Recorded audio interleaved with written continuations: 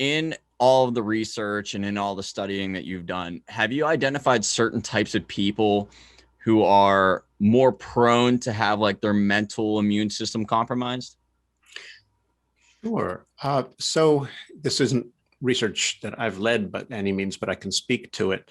So if you have a very strong, if you hitch your identity to a certain tribe, religious, political, economic, and sometimes scholars even hitch their identities to a certain school of thought, right? And if you start to become tribal and your thinking starts to become tribal, your capacity to distinguish fact from fiction starts to degrade. Your ability to distinguish truth from falsehood starts to get compromised. And I'm claiming that we now know the underlying mechanism.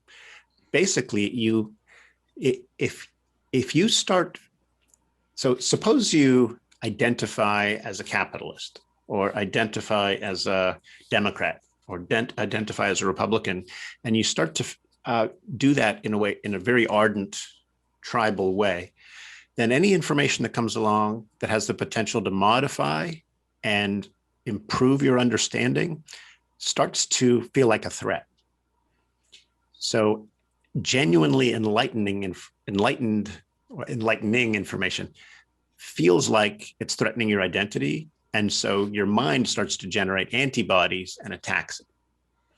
And by mental antibodies, I mean things like doubts and questions and counterexamples and challenges. These are the things the mind generates to test ideas. And when your mind's immune system is working properly, they attack and expose genuinely bad ideas or genuinely false ideas. But they know enough to let the good ones in.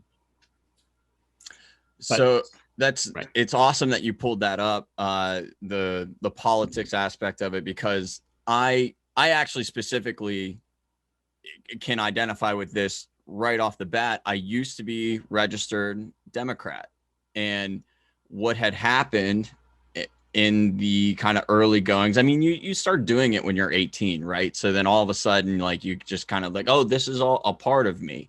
But so then you grow a little bit older, and for whatever reason, you become attached to it. And I was starting to defend Democrats about things that I didn't even know anything about.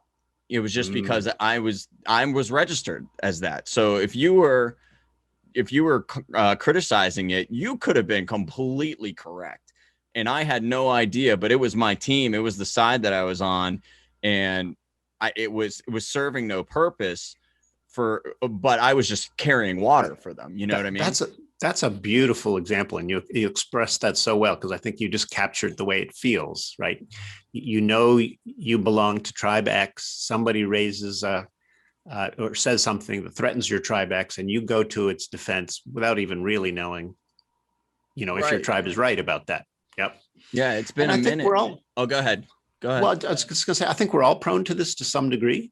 There's some pretty good research now that basically says, our ancestors evolved, our minds actually evolved to promote tribal solidarity.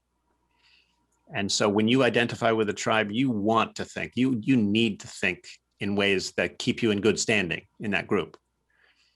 And if that means embracing delusions and attacking even good ideas, a lot of times we do it without even thinking. But if we genuinely want to be wiser, we genuinely want to be part of the solution instead of somebody that exacerbates our nation's partisan divide, we have to learn to calm our tribal impulses. And here's one way I like to talk about it. Never reason to win, always reason to find out. Never treat reasons as weapons, never treat challenges or objections as weapons. Treat them as ways to kind of guide attention to relevant considerations. But also let the other guy on the other side use reasons and objections to guide your attention to relevant considerations. And whenever possible, be ready to learn from them. Because I can tell you what, no political party on earth has a monopoly on the truth.